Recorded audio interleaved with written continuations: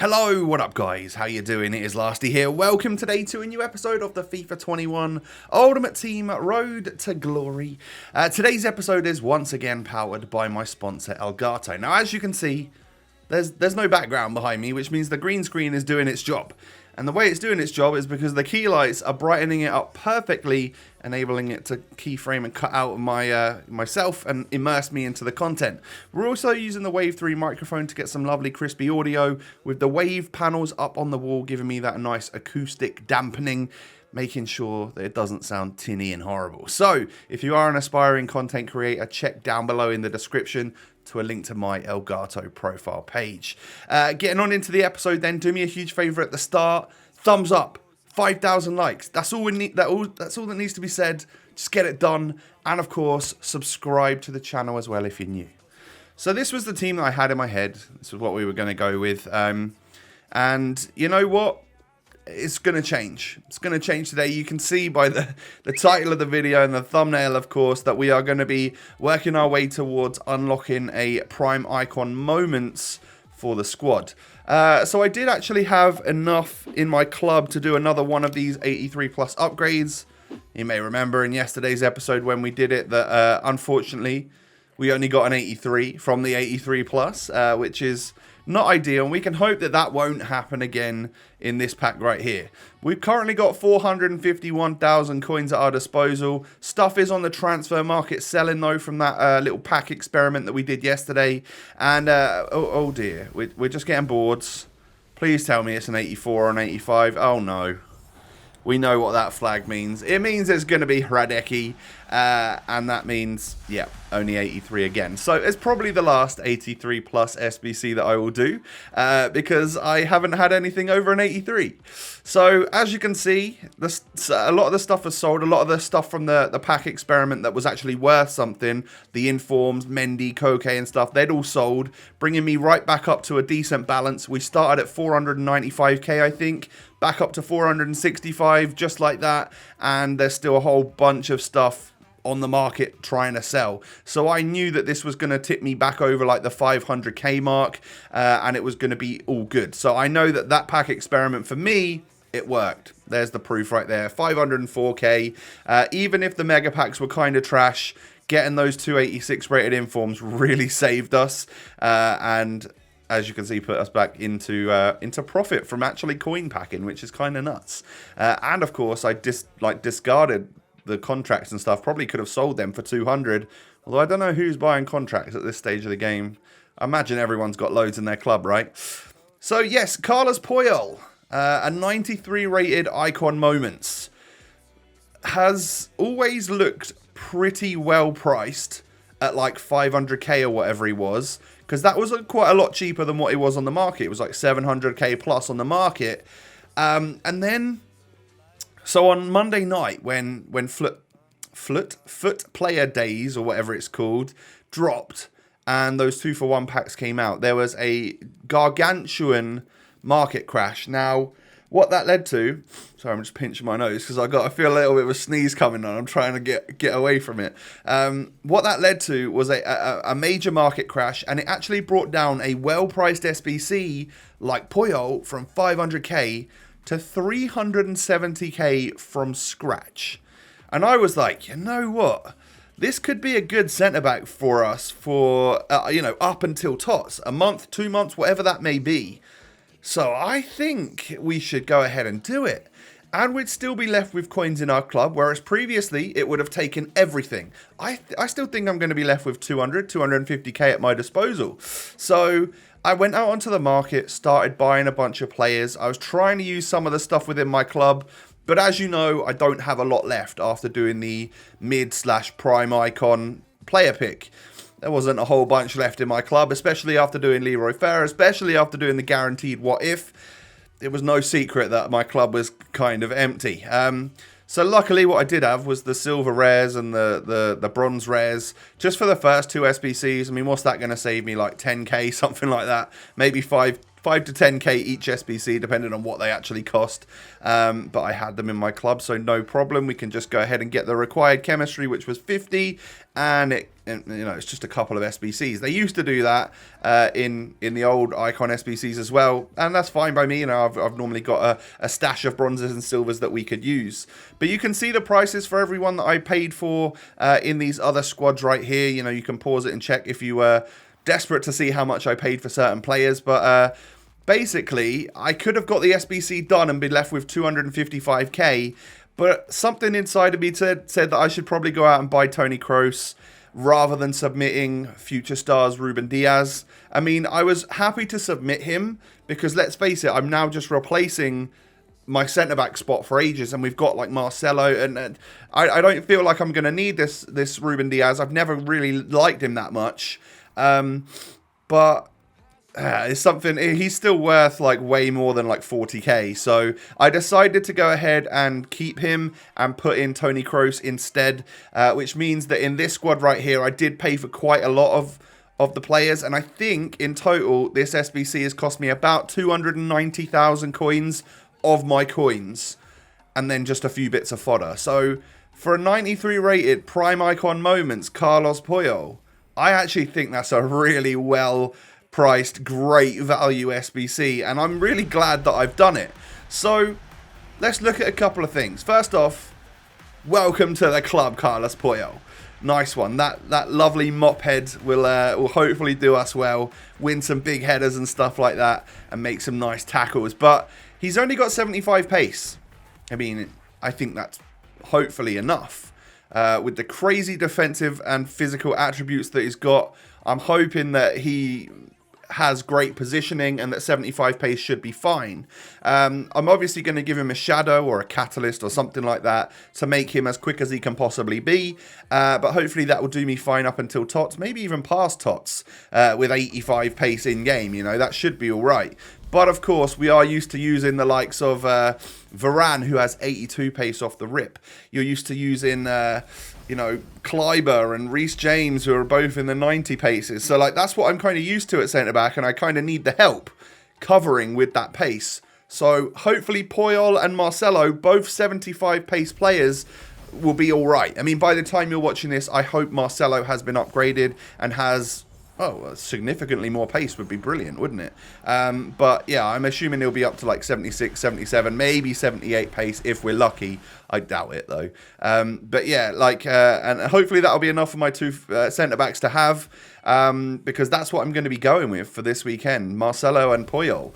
And I'm not going to lie, I'm kind of excited. It's not often that you would think getting a Puyol card on this game would be exciting, but I have to say, the Prime Icon Moments looks good.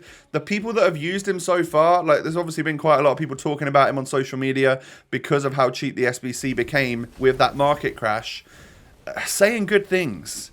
So hopefully it pushes people slightly more away from the Varane meta into high quality legends of the game type players, and we can hopefully have a little bit more fun with it. Yeah, I doubt it, but yeah, it's a hope that we can have. So we welcome Carlos Puyol to the club.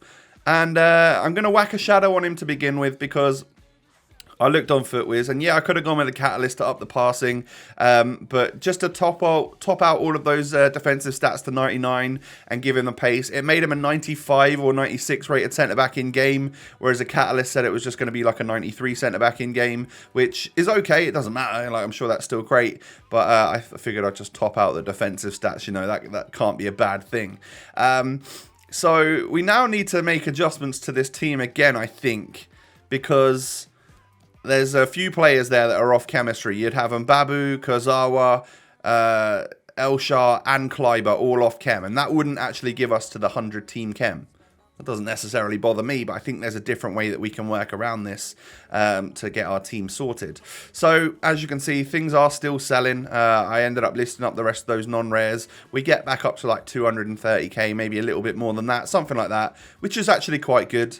And we decide to put the squad together like this, because it actually puts everyone on full chem apart from like Mbabu, Ronaldo, and Kleiber. So we could get 100 chem with that team. So we'd have like 2 players on 8 and then 1 on 7, something like that. And I'm used to that, so that's absolutely fine. And of course, the right back spot, the 8 chem spot, could be either Mbabu or Tavernier. And obviously, by the time you're watching this, I'm hoping Tavernier's been upgraded as well. And we'll take a look at that when I do my rewards for you tomorrow. Hopefully, Marcelo, Leroy Fer, and Tavernier will have all been upgraded, and it will make that team look even better. So yeah, I mean, that's kind of like the squad that I was thinking of going with for this weekend league, because of course that means we can push Kazawa up into the midfield, because I just don't like him at fullback, and because he's out of position with his work rates and stuff, but he's great in midfield. I found that out last week. So I needed to go into some rivals because I was literally right on the cusp of going into rank 4. Because we got 14-2 this weekend and I hadn't played any rivals before the weekend league, I was only 16 games into rivals and I was only on like 6,400 points or something.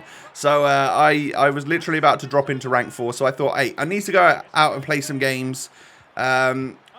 Typically I've been staying away from rivals recently because although it's been alright and I've been finding myself winning, you know, I just prefer the weekend league.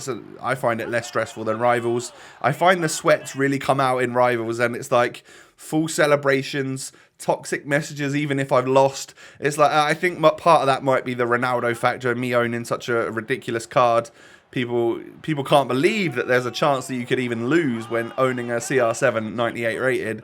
But hey, it doesn't make you that much of a better FIFA player. Maybe it clutches you the odd game here and there. But in reality, I'm still what I class as like a pretty average player on the game.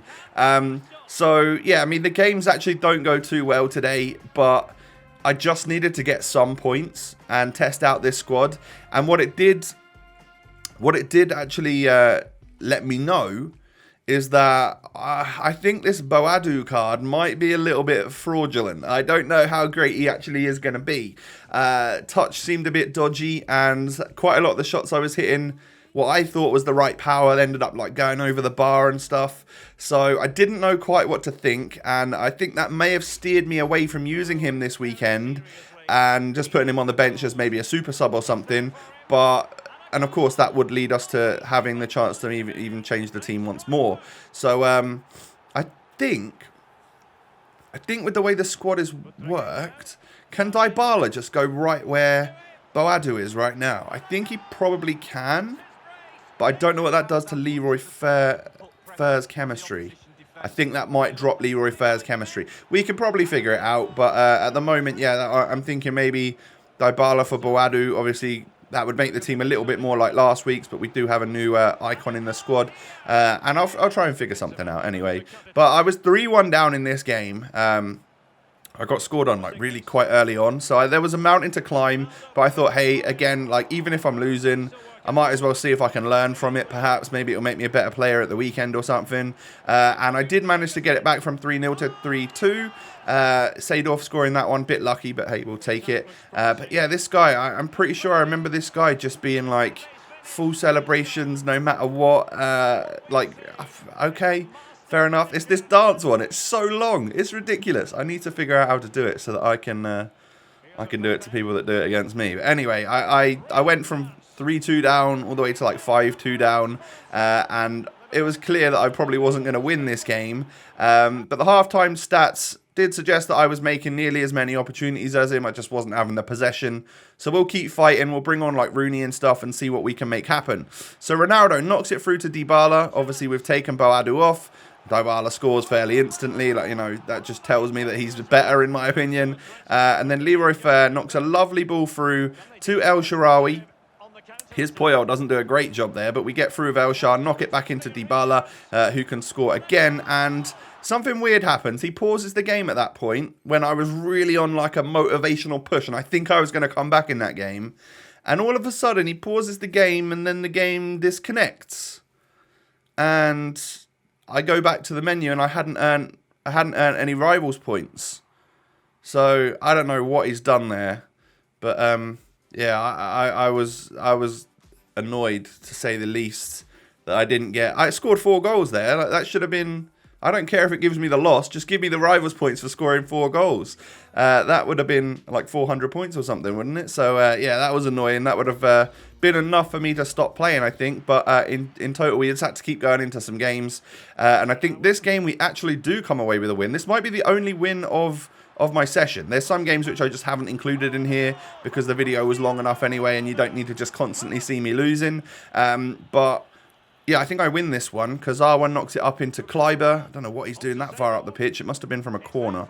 And then Seedorf into Ronaldo, into Elshar. Elshar scores, and this guy actually quits at 2-0. So a game that I was comfortably winning, I didn't end up to get to play the 90 minutes and score some more goals for you and stuff. But hey, at least we got the win. You know, a 2-0 win is going to be a decent amount of points, like 500-600 points, something like that. So it's going to be enough for us. What do we end up getting from it? I can't remember, but our skill rating's back down a little bit. What do we get? Plus 680. Okay, nice one. So that gives me 7,500 points. I know that rank 3 is not going to get up that high, so we should be absolutely safe for that. And I'll do my rewards for you tomorrow. I unlock the Rooster Stadium theme. But yeah, that is that's going to be the end of the episode. I actually quite like Puyol. Maybe there's a bit of a pace issue at the back, but in all honesty, I'm just excited to own him. So hopefully with Marcelo getting an upgrade, Fair getting an upgrade, you know, Tavernier getting an upgrade, we'd just be in a better spot with the squad. But I think we need to change it to get rid of Boadu. I just don't think he's going to cut it in the starting 11. We'll see. We'll see. We could always go back to it, but I think maybe a couple of changes need to be made. And I think Dybala could go in that spot quite nicely, but then Fair would drop chemistry as well. But it would bring Ronaldo back up to full chem. I don't know. We'd probably still be at 100 chem, but I need to figure out what to do. That is going to be the end of the episode, ladies and gentlemen. Can you do me a huge favor? Hit the thumbs up button. 5,000 likes, that's 10,000. If you want to go for 10,000 likes, go for that. But yeah, if you could smash the thumbs up, that'd be amazing. Subscribe as well to the channel if you're new around here. I thank you for that. And of course, Twitter, Instagram, links are down below, everyone. Come and follow me on social media.